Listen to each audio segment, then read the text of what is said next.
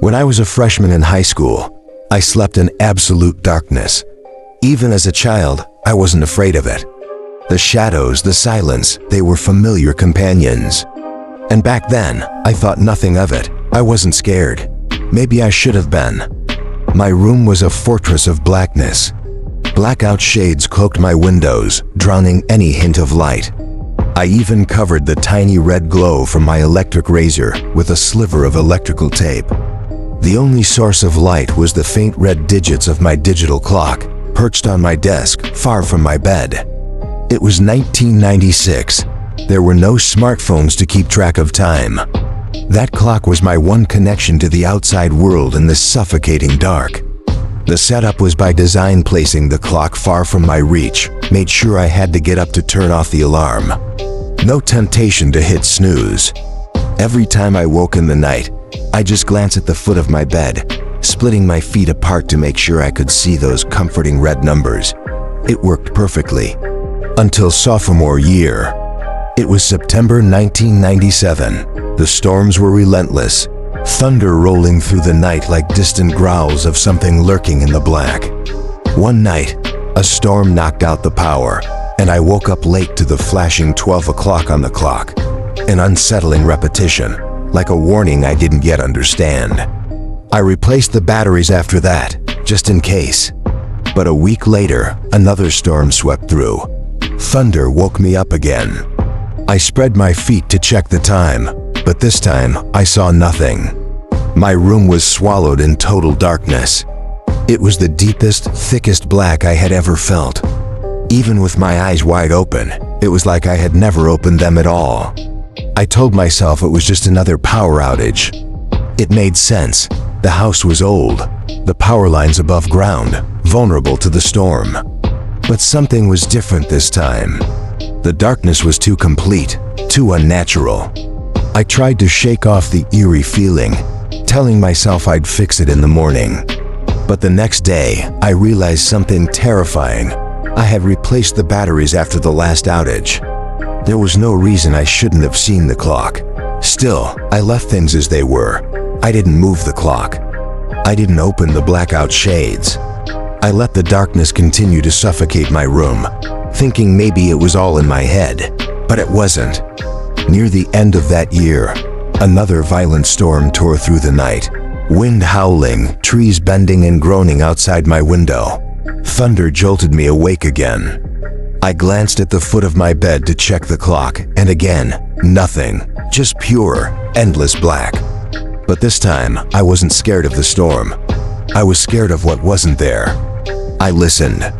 The fan hummed softly above me, pushing cool air into the room. The power was on. The batteries were fresh. The clock should have been there, glowing its familiar red light, but it wasn't. Something was blocking my view. Something I couldn't see, something lurking in the dark, standing between me and the clock. Something or someone was standing at the foot of my bed. The darkness was absolute. With the fan whirring softly, there was no way to hear any footsteps, no subtle sound of breathing. But I knew something was there. When lightning flickered outside, it barely pierced the blackout curtains, just enough for me to sense its presence through my tightly shut eyelids. In my mind, I could see it all too clearly. I imagined opening my eyes, not daring to reach for the light switch, waiting for the next flash of lightning to reveal the truth. What was blocking the view of my clock? The image that gripped my mind was sharp and terrifying. Lightning would crack, just for a second, and I'd see the swing of an axe, its blade descending toward me, its path perfectly aligned with the spot where the clock should be. I didn't open my eyes. I didn't move. I lay frozen, paralyzed in the darkness. The alarm went off eventually, but I stayed still, ignoring it, trapped in that same state of terror. When my mother came into the room, the sun had already risen, flooding everything with light. She smiled, puzzled, saying she'd been worried since I never slept through my alarm. I moved the clock to my nightstand after that and faced it away from me, refusing to let myself check the time in the dark again. After all, it's not the darkness itself we fear. It's what moves inside of it, unseen, undetected. If I slept with the lights on, the next time he came, I'd be forced to see him.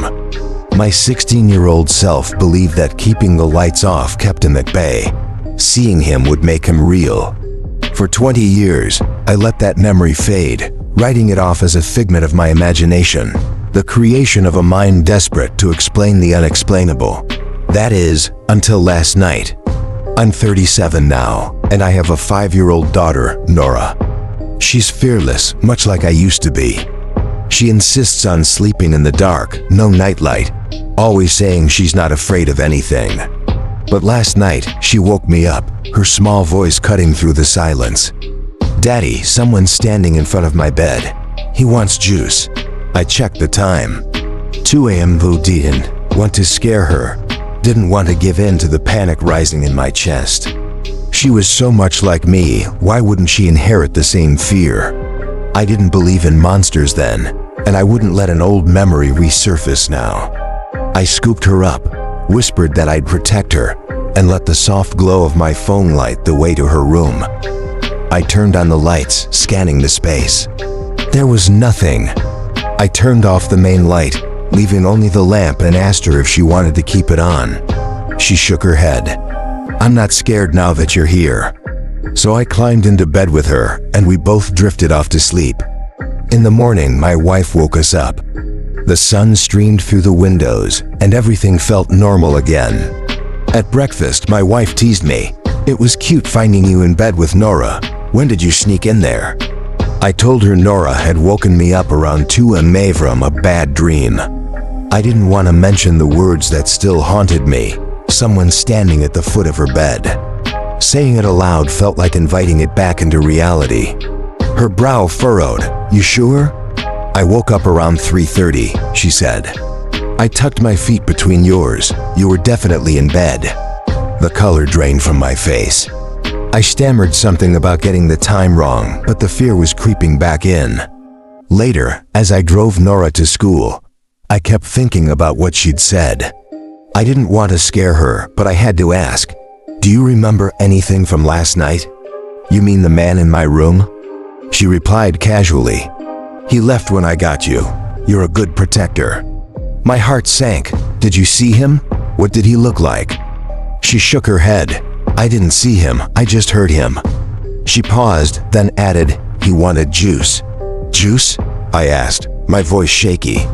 "You remember telling me that?" "Yeah, Daddy. He told me to go get you. He said you have to choose." "Choose?" I echoed. "Choose what?" She giggled, as if it were silly. "Juice, Daddy. He wanted you to get him juice." But the word, choose, echoed in my head, far more sinister than she understood.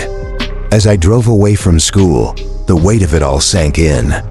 My daughter has an active imagination, just like I did. Maybe it's all a coincidence. Maybe it's just the blurry mix of memories and midnight fears. But what if it's not? What if I do have to choose? Tonight, I think I'll sleep in the basement.